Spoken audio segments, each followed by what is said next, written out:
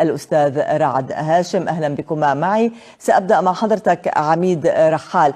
إذن يبدو بأن إيران التي حاولت منذ اللحظة الأولى توسيع استهدافاتها واعتداءاتها سواء بشكل مباشر من الداخل الإيراني أو عبر أذرعها، طالت الآن مواقع في الداخل السوري، إضافة إلى الحساسية أساسا الموجودة بين إيران والحكم الجديد في سوريا. كيف يمكن أن يتحول المشهد عسكريا بداية خلال الأيام المقبلة؟ تحياتي لك وتحياتي للضيف الكريم وتحياتي لكل السادة المشاهدين. حقيقة نحن أمام مخطط خطير جدا وأمام تطورات خطيرة جدا، ويبدو أن الأجندة الإيرانية أو الطموحات الإيرانية بتوسيع رقعة الحرب، بزيادة كلفة الحرب، بتوريط كل الدول في تلك الحرب، هي ما تسود على أرض الواقع. حقيقة أنا لا أستطيع أن أتهم الحكومة العراقية، ولا أستطيع أن أقول إلا أن هناك تنسيق عالي المستوى، والموقف الرسمي العراقي وموقف رئيس الوزراء العراقي كان واضحا. كانت تلك العملية ليس فقط في قصف الأراضي السورية كقاعدة التنف أو قاعدة قسرك أو بعض المواقع الأخرى، بل أيضا قصف كردستان، قصف بعض المواقع في الكويت، بعض المواقع في العراق. بالأمس تم الحديث عن خروج 20,000 من الحشد الشعبي لنصرة إيران. وبالتالي أمام هذا الموقف الحكومة السورية تشعر بأن لديها واجب لحماية الحدود السورية، حماية السيادة السورية، وبنفس الوقت هي لا تحمل الدولة العراقية المسؤولية الرسمية، إنما تنسق معها من أجل إيقاف تلك التعديات وتلك التحرشات. اليوم نحن أمام قسم، ولا أستطيع أقول وزارة الدفاع العراقية، قسم يتبع لوزارة الدفاع أو من الميليشيات الولائية يحاول توريط سوريا، يحاول توريط العراق في حرب قال العرب منذ البداية لا ناقة لنا فيها ولا جبهة. لكن بالتأكيد الحكومة السورية لن تسمح بتلك التعديات. هي قامت بإجراءات تعزيز قدراتها الدفاعية البرية والمشاة على الحدود العراقية السورية، وأيضا قامت بتعزيز قدراتها الدفاعية في بعض النقاط. ويبقى على الجانب العراقي ضبط تلك التحركات. لا يكفي لجنة التنسيق الأمريكية العراقية، بل يجب على وزارة الدفاع أن تضرب بيد من حديد ولا تخرج علينا ببيان لتقول 4 من الخارجين على القانون. هؤلاء يا سيدتي ليسوا خارجين على القانون، هؤلاء من الحشد الولائي التابع لإيران. نعم، على كل يعني هذا الموضوع نفسه واللجان من أجل التحقيق كان هناك أيضا مع ضيوف اعتراضات بما طال كردستان العراق، ولكن طبعا الموضوع سيختلف مع سوريا. فإذا أردنا أستاذ رعد أن نتحدث عن الوضع الأمني والعسكري بما يتلاقى مع السياسة، ومعروف أن يعني هذه القاعدة مثلا التي استهدفت أخلاها الأمريكيون، استهدافها يعني يكون يعني كرقم إضافي للتعليم على الدولة السورية الوليدة، والتي طبعا إيران لم تكن سعيدة بأن تتولى هي زمام الأمور في سوريا وتكون هي الحاكم الجديد في سوريا. كيف تلاقى الآن التحرك العسكري والأمني مع السياسة بين الدولتين؟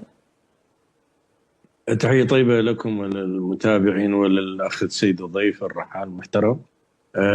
أنا بتقديري أنه هم يرون في هذه الإشكالية موضوع المواقع الحساسة اللي تحوي على أمريكان، هي القشة التي هم يتعكزون بها أو الحجة التي يتعكزون عليها أنه هذه مواقع حتى وإن يعني بنظرهم يدعي المقابل السوري ولا العراقي أنه قد غادرها الأمريكان، فهي تبقي على ربما مستشارين.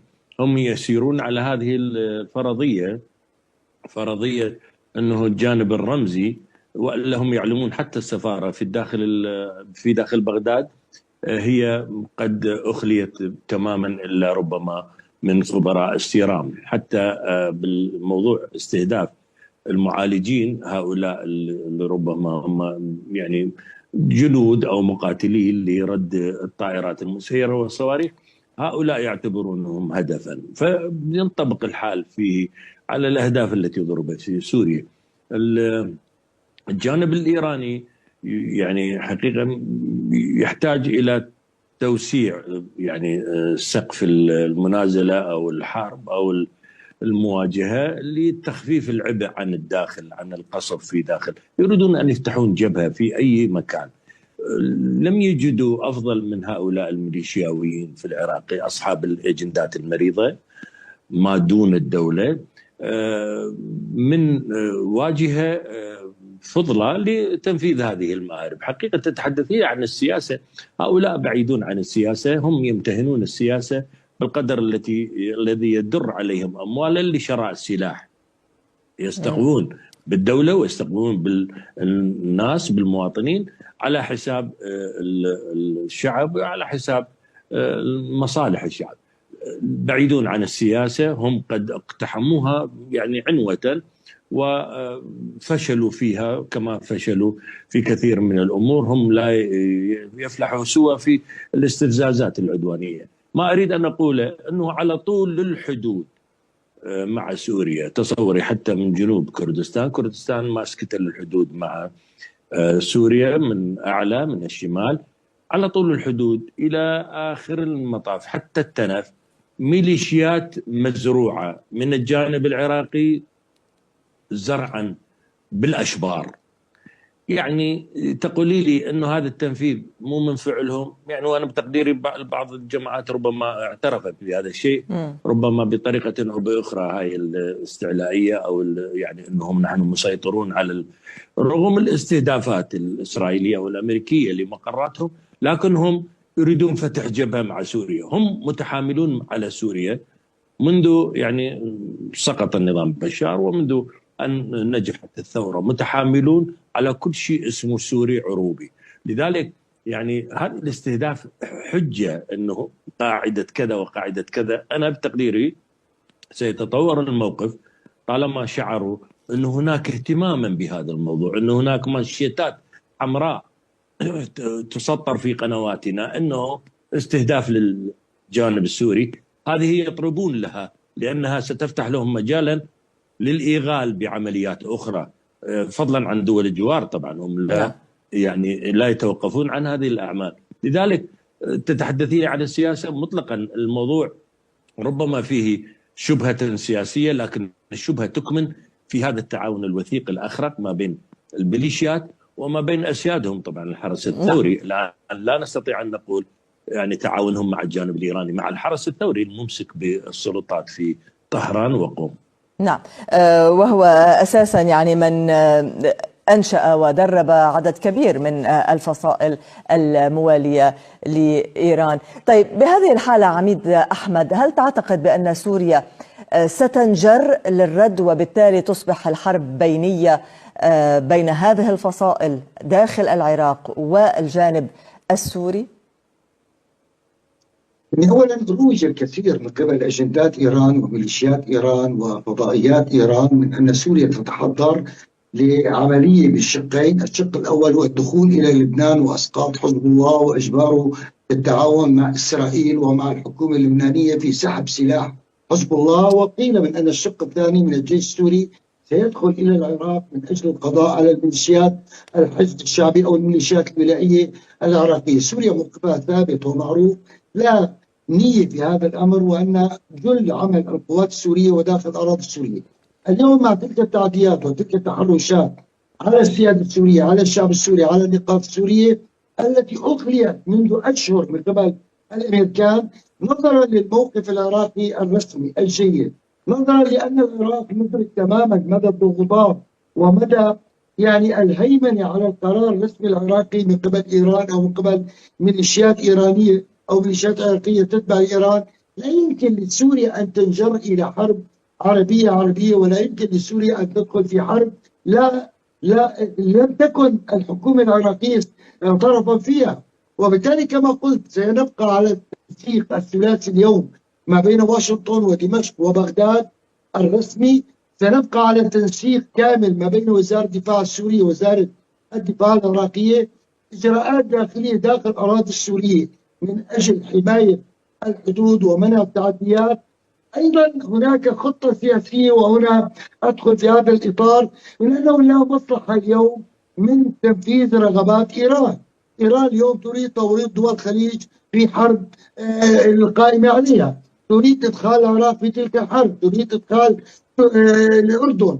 منذ قليل يعني سقط الصاروخ الخامس في تركيا، وبالتالي من مصلحة إيران توسيع رقة الحرب.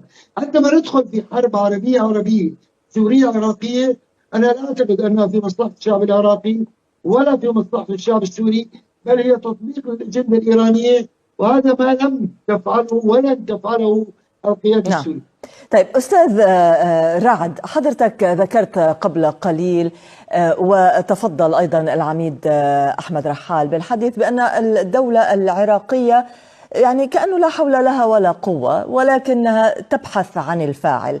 فإذا كنا كمراقبين وكمتابعين كإعلاميين كناس عاديين يرون مراكز هذه الفصائل، يعرفون أماكن وجودها، وبالتالي يعرفون من يقوم بهذه الأعمال واستهداف دول الجوار، هل الحكومة العراقية عاجزة اليوم عن كبح جماح هذه الفصائل، أو أن السيطرة الإيرانية على قرارات الحكومة العراقية برأيك قد تمنعها من إلقاء القبض على هؤلاء أو تحييدهم أو وقف أعمالهم؟